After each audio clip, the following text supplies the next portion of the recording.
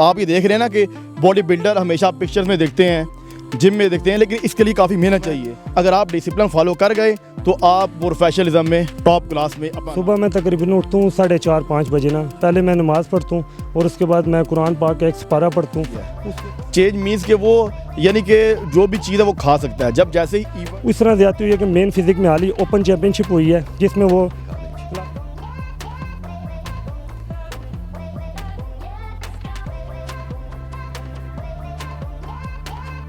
अस्सलाम वालेकुम, मैं हूं तबस्सुम रियाज रांझा और आप देख रहे हो साफ डिजिटल। ये आप दोनों नौजवान देख रहे हैं, ये पाकिस्तान के हीरो हैं, पाकिस्तान की शान है, पाकिस्तान की आन है। और इन्हें अक्सर आप लोग देखते हैं, लोग इनके साथ तस्वीरें बनाते हैं कि ये शायद स्टैचू है, मगर ये स्टैचू नहीं है, ये ज़बरदस्त नौजवान है। अस्सलाम वालेकुम। जी वालेकुम सलाम। क्या नाम है? जी शेख सदीक। शेख सदीक, अस्सलाम वालेकुम। अदील शहजाद। अदील शहजाद साहब, मैंने अभी सलाम वालेकुम कहा था। वालेकुम अस्सलाम। Very nice, very nice. मुझे ये बताएं कि ये इतने खूबसूरत कहाँ से आए? आर्टिफिशियल हैं? देखे जी कि आप ये देख रहे हैं ना कि बॉडी बिल्डर हमेशा पिक्चर्स में देखते हैं, जिम में देखते हैं, लेकिन इसके लिए काफ़ी मेहनत चाहिए। ये कोई 1 महीने 2 महीने 3 महीने का खेल नहीं है, ये सालों का खेल है। इसमें आपको प्रॉपर तरीके से डाइट फॉलो करनी पड़ती है, जिम क्या कहते हैं कि वर्कआउट प्लान फॉलो करना पड़ता है। इसमें काफ़ी जो है वो आपने डिसिप्लिन, बेसिकली बॉडी बिल्डिंग जो है वो डिसिप्लिन का एक नाम है। अगर आप डिसिप्लिन फॉलो कर गए तो आप प्रोफेशनलिज्म में टॉप क्लास में अपना नाम जो है वो बना जाएंगे। मुझे ये बताएं कि आपके पास कितने गोल्ड मेडल हैं और किन किन ममालिक में आप गए हैं? देखिए जी कि मैं बेसिकली जो है मेरा पहले मेरा डिस्ट्रिक्ट लेवल से था। मैं कैपिटल जोन रहा हूँ, जूनियर कैपिटल जोन। उसके बाद फिर मैं जूनियर मिस्टर पाकिस्तान में मैंने गोल्ड लिया। उसके बाद जूनियर मिस्टर इस्लामाबाद, फिर mister Islamabad 2 time national championship Dubai में गोल्ड है जी। उसके बाद फिर मैं मलेशिया गया, फिर उसके बाद थाईलैंड गया, फिर एमेच्योर ओलंपिया स्पेन खेला। अब दोबारा पाकिस्तान की नुमाइंदगी करने का मौका जो है वो मुझे दुबई में मिल रहा है। तो इंशाल्लाह पाकिस्तान के लिए एक दफ़ा फिर हम गोल्ड मेडल जीत कर लाएंगे। ज़रूर ज़रूर ज़रूर। आप बताइएगा कि आपके जो इतने खूबसूरत मसल हैं, क्या डाइट खाते हैं? सर जी मैं तकरीबन 8 से 10 महीने हो गए। पहले बल्किंग पे था, अब 2 महीने हो गए जो मेरी डाइट है ना कंपटीशन पास है। अब तकरीबन 6 से 7 दिन रह गए। उसमें तकरीबन 30 अंडे हैं 1 दिन के, और तकरीबन 500 ग्राम चिकन हो गया, 500 ग्राम फ़िश होगी, तकरीबन 100 ग्राम काजू हो गया प्लेन, और 100 ग्राम जो है ना वो क्या नाम है उसका, पिस्ता बादाम हो गया। तो इसी डाइट पे मैं चाह रहा हूँ, ना मैंने कोई नमक खाया है, नमक वाली कोई चीज़ भी नहीं खाई, और ना ही कोई चीनी वाली चीज़ खाई। अभी भी मैं डाइटिंग पे हूँ और इंशाल्लाह 6-7 दिन रह गया है, इंशाल्लाह अल्लाह बेहतर करेगा। तो रोज़ाना कितनी देर एक्सरसाइज करते हैं? सुबह मैं तकरीबन उठता हूँ 4:30-5 बजे ना। पहले मैं नमाज़ पढ़ता हूँ और उसके बाद मैं कुरान पाक का एक सिपारा पढ़ता हूँ। उसके बाद फिर मैं रनिंग वगैरह करता हूँ अपनी ना, रनिंग वगैरह करके अपना पार्क में। उसके बाद जिम का टाइम हो जाता है, जिम तकरीबन खुलता है 8 बजे। 8 बजे फिर मैं जिम जाता हूँ, 9:30 बजे वापस आता हूँ। फिर मेरी वालदा और मैं अकेले ही हैं घर में, तो मैं उनका कोई सामान वगैरह ये चीज़ें ला के देता हूँ। उसके बाद फिर मैं अपने ना काम की तैयारी करता हूँ।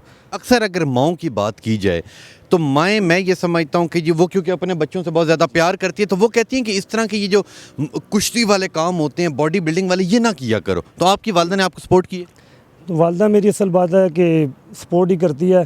तो हालांकि वो कहती हैं यार कि बेटा जिस तरह हालत तुम्हारी जा रही है तो कुछ भी हो जाए, मैं अकेले ही कफ़ील हूँ कमाने वाला घर का। तो रात को अक्सर नींद भी नहीं आती, क्योंकि ना नमक है ना चीनी है। पूरी रात, अभी रात भी मैं तकरीबन 5-5:30 सोया, नींद ही नहीं आई। उसके बाद घंटा सोया हूँ। उसके बाद नाश्ता वगैरह वालदा को ला के दिया, मैंने कहा चलो शो पे जाना है। और उसके बाद मैंने अपना तकरीबन सुबह कह लें कि चकोतरे का जूस ही पिया और इधर आया हूँ। तो इंशाल्लाह अल्लाह बेहतर करेगा। इंशाल्लाह अल्लाह बेहतर करेगा। मुझे ये बताएं कि एक बॉडी बिल्डर जो होता है उसकी ख्वाहिश होती है कि जी मेरी शादी भी किसी बॉडी बिल्डर से हो। तो आपकी शादी हुई है? जी, लेकिन ख्वाहिश तो आप ये नहीं कह सकते किसी बॉडी बिल्डर से हो। लेकिन आजकल आपको पता है कि जो जिस तरह की डाइट है, तो जितनी भी लड़कियां हैं सारी वो अपनी जो फिटनेस का ख्याल करती नहीं हैं। तो आपकी शादी हुई है? जी शादी हुई मेरी। खुश हैं? जी अल्हम्दुलिल्लाह। दूसरी का क्या प्रोग्राम है? दूसरी का तब भी फिलहाल कोई प्रोग्राम नहीं है, क्योंकि जो है वो आपको पता है कि मुश्किल हो जाता है। मुझे ये बताएं कि आपकी डाइट क्या है रोज़ाना की, क्या किस तरह दिन गुजारते हैं? देखिए जी कि जब एक बॉडी बिल्डर ऑफ सीज़न में होता है तो उसकी जो डाइट है वो चेंज होती है। चेंज मीन्स कि वो यानी कि जो भी चीज़ है वो खा सकता है। जब जैसे ही इवेंट यानी कि कंपटीशन के दिन आते हैं उससे 6 महीने पहले आपकी डाइट चेंज होना शुरू हो जाती है।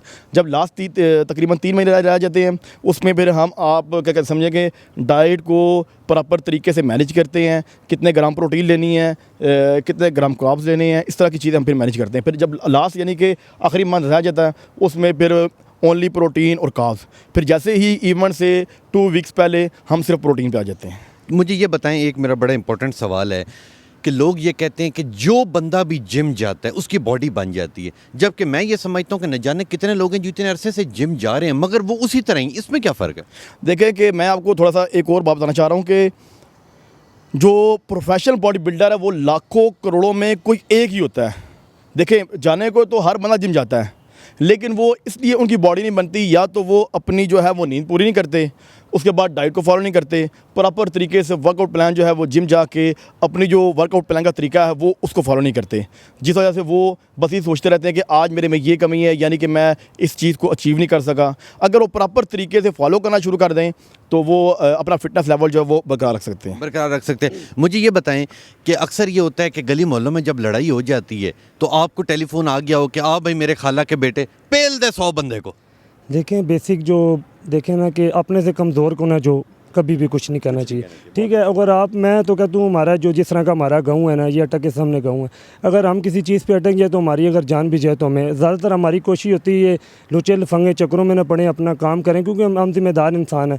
सुबह काम पे जाते हैं, शाम को काम आते हैं, हम ना ग्रुपों के चक्रों में ना किसी चक्रों में, क्योंकि ज़िम्मेदारी है। तो बाकी अगर कोई इज़्ज़त का मसला है, घर का मसला, तो फिर हम अगर जान भी जाए तो कुछ जान भी जाए तो। अच्छा, आप मुझे ये बताएं कि इस ड्यूरेशन के अंदर जो बॉडी आप बनाते हैं इसके अंदर आपकी ज़िंदगी के अंदर कोई मसला मसाइल आया हो, आपको लगा हो कि यार यहाँ पे लोग तंग कर रहे हैं या मुआशरा तंग कर रहा है या मेरे पास इतने पैसे नहीं है कि मैं ये कर सकूँ, ऐसा आपके साथ कोई वाक़या हो? सर जी, अभी हाल ही में जो मैंने दुबई ना, इससे पहले जो हुकूमत थी, तकरीबन इससे पहले जो मैनेजमेंट थी गन एंड कंट्री क्लब की, वो नईम बुखारी साहब हैं, बहुत ही अच्छे इंसान थे, जिसमें gun and country club secretary था यासर साहब, ठीक है ना, उनको मैंने एप्लीकेशन दी थी, उन्होंने प्रूफ कर दी थी। तकरीबन एक ही हफ़्ता गुजरा और आईपीसी की जो ना मैनेजमेंट आ गई, उनको हटा दिया गया, जिसमें नहीं फ़ोरकज़ई हो गया और सदाकत अली वान।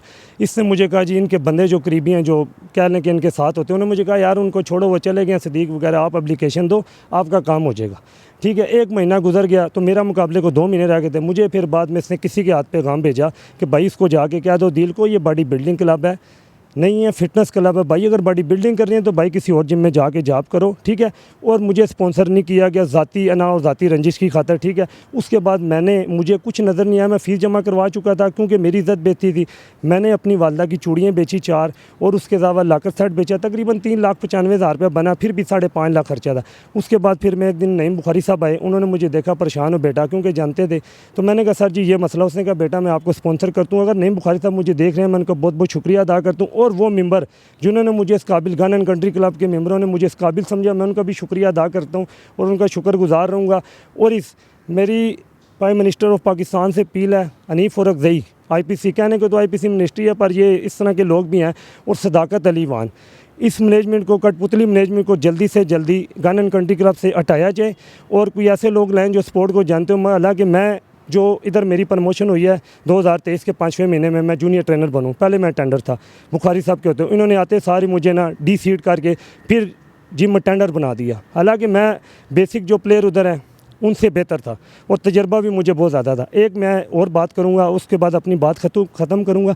एक हमारा जो उधर एथलीट्स है उसके साथ बहुत ज़्यादा ज़्यादती हुई है, वो छोटा भाई है मेरा, उस तरह ज़्यादती हुई है कि मेन फिज़िक में हाल ही ओपन चैम्पियनशिप हुई है जिसमें वो क्लासिक फ़िज़िक जूनियर जीता है और वो मेन फ़िज़िक जीता है। और एक जो मेन बात है, देखें मुसलमान होने के नाते ना आप किसी मेंबर को पानी पिला सकते हैं, वो एक मेंबर को पानी पिला रहा था और सदाकत अली वान ऊपर से आया, उसकी इसके साथ बनती नहीं थी, तो इसने उसको बुरा भला का और बहुत बुरा भला का नागवार गुले बातें की, मैं नहीं कह सकता टीवी पे क्योंकि ऐसी बातें करना, और इसने उसको ना और उसी रात की ना इसकी ड्यूटी चेंज कर दी, क्योंकि जिम का वो बंदा था, बच्चा था, उसका करियर तबाह हुआ है और वो चला गया पुल के ऊपर। सुबह 6 बजे उससे ड्यूटी करवा रहे हैं। मेरा जो करियर तबाह हुआ ना, मैं इसका सबका, जो मैंने अपनी वालदा का सोना वगैरह बेचा, जो मैंने मुश्किलात की, इसका जो जिम्मेदार है सदाकत अली वान है। मेरा तो करियर तबाह हो चुका है। मैं सुप्रीम कोर्ट पाकिस्तान से भी अपील करता हूँ कि यार इस फैसले को देखा जाए और नज़रअंदाज ना किया जाए। इस IPC मिनिस्ट्री जो अनीफ औरकज़ई और सदाकत अली वान, इसको फारिग किया जाए, इस मैनेजमेंट को फारिग किया जाए। और मैं तब काम पे जाऊँगा, क्योंकि मैं इस बंदे के अंडर काम नहीं कर सकता, क्योंकि मुझे जो है ना ये बंदा इस काबिल नहीं है। मैं जाऊंगा, मुझे पता है क्या मेरे साथ हाल होना है, पर लिहाजा मैं कोशिश करूंगा मैं इस क्लब में ना जाऊँ, मैं किधर और जॉब कर लूँ या कोई ठेला लगा लूँ, पर मैं इस क्लब में काम नहीं करूँगा। लेकिन जी ये पाकिस्तान का वो टैलेंट था जिसने हमारा मुल्क रोशन किया। और इन्होंने बड़ी प्यारी बात की कि इन्होंने अपनी माँ की चूड़ियाँ बेची हैं।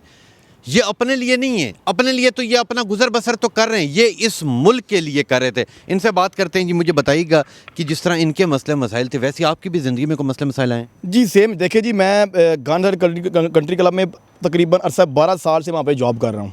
ठीक है, तो मैं उस इदारे का पहला प्रोफेशनल एथलीट हूँ जिसने उस इदारे को जो है वो नेशनल लेवल के टाइटल ला के दिए।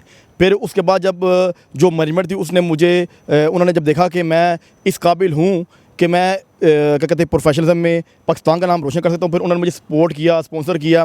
तो यही सेम जो पोजीशन है सदाकत अली वान की, उसने मुझे बाकायदा तौर पे हरास किया, मुझे ऑफिस में बिठा के उसने कहा कि मैं आपको निकाल दूंगा। फिर तकरीबन पिछले 3 महीने से उसने मुझे सस्पेंड कर दिया और क्या कहते हैं सैलरी मेरी बंद कर दी। तो मैं ये चाहूँगा कि जो इस तरह के लोग हैं जिनको स्पोर्ट्स का पता ही नहीं है, उनको तो बाकायदा तौर पे स्पोर्ट्स के किसी इदारे में होना ही नहीं चाहिए। मैं प्राइम मिनिस्टर ऑफ पाकिस्तान से ये अपील करता हूँ कि जल्दी से जल्दी जो है वो IPC सेक्रेटरी और जो हमारे ऊपर एक सेक्रेटरी मुसल्लत किया गया जिसका यानी कि इस इदारे से कोई लेना देना ही नहीं है। हालांकि वो मिनिस्ट्री का बंदा है और वो एक साबका जो है वो कोई मोटर पुलिस आया हुआ है। अब देखें कि एक पुलिस वाले को जो मोटर पुलिस से है उसे स्पोर्ट्स का क्या पता होगा। वो आते सारी बस ये कहता है मैं आप पे पर्चा करा दूंगा, मैं आप पे पर्चा करा दूंगा।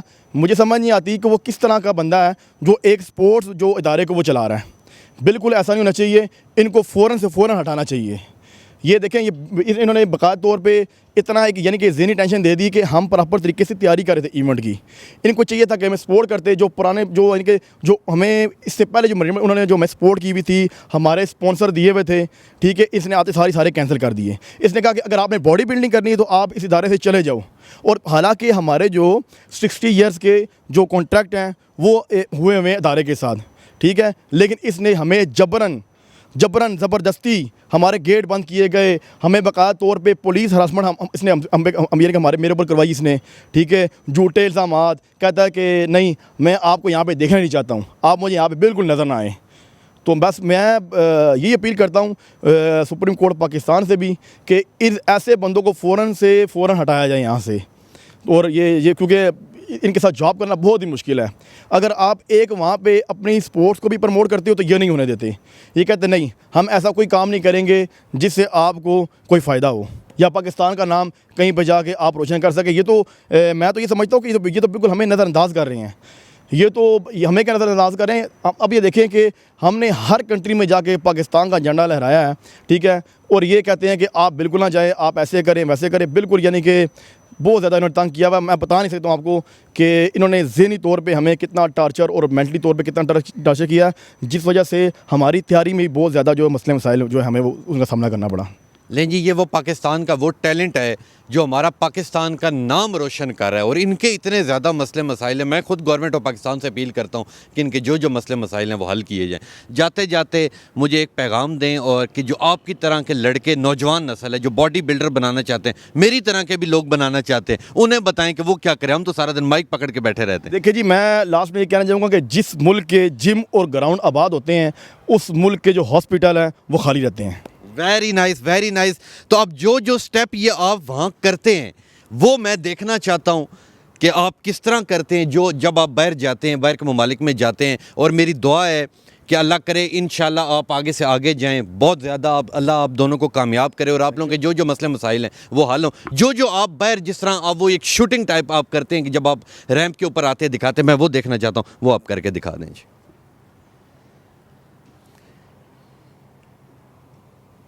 नहीं जी, ये वो स्टाइल है जो ये जब वहाँ रैंप के ऊपर जाते हैं तो ये करके दिखाते हैं, और ये बहुत ही मुश्किल काम है। Very nice, very nice, very nice. हमारा पाकिस्तान का जो मुस्तकबिल है वो ये है, और इंशाल्लाह मैं जितना भी यूं करता रहूं मेरा कुछ भी बाहर नहीं आएगा, ये जो भी करेंगे इनका, और ये पाकिस्तान का मुस्तकबिल है। और इस शख्स की जो बात मेरे ज़हन में बैठी गई वो ये थी कि मैंने अपनी माँ की चूड़ियाँ बेची सिर्फ़ और सिर्फ पाकिस्तान के लिए। चूड़ियाँ कौन बेचता है? लोग तो मजबूरी में बेचते हैं, शादियों ब्याहों पे बेचते हैं कि यार कोई मजबूरी आ जाए तो बेचते हैं, सिर्फ पाकिस्तान का नाम रोशन करने के लिए। और इस शख्स ने भी कितने आपने गोल्ड मेडल लिए? जी मेरे पास 5 गोल्ड मेडल हैं जी। इनके पास 5 गोल्ड मेडल हैं, और ये पाकिस्तान के लिए कर रहे हैं। करने को ये कोई और नौकरी भी कर सकते थे ना, हज़ारों नौकरी मिल जाए, पैसों के लिए कुछ और भी कर सकते थे, मगर इन्होंने अपनी पूरी ज़िंदगी पाकिस्तान का नाम रोशन में कर लेनी। मैं सलूट करता हूँ इन दोनों को। इंशाल्लाह मिलेंगे आपसे अगले प्रोग्राम में, तब तक के लिए अपने मेज़बान तबस्सुम रियाज रांझा को दीजिए इजाज़त। अल्लाह ने के बाद।